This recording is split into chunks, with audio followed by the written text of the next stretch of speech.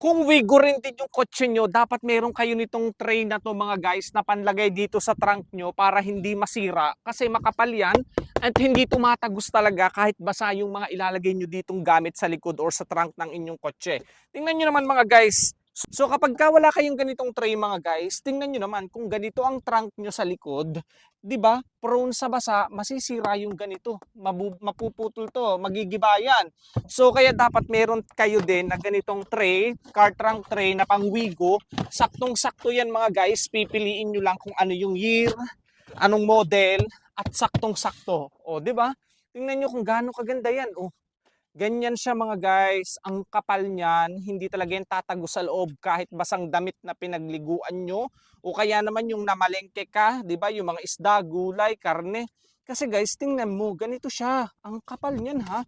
O, 'di ba?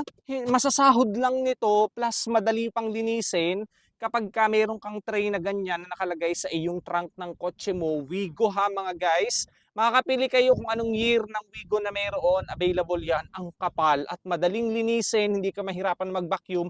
Kasi guys, punas-punas ka lang dyan. Tingnan nyo naman yan. Oh.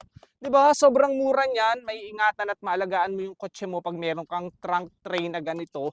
Kaya ano pang iniintay nyo, check out nyo na din yan. Saktong-sakto yung fit, basta tama yung year ng inyong kotse kung kailan nyo nabili yung model. Kaya check out na!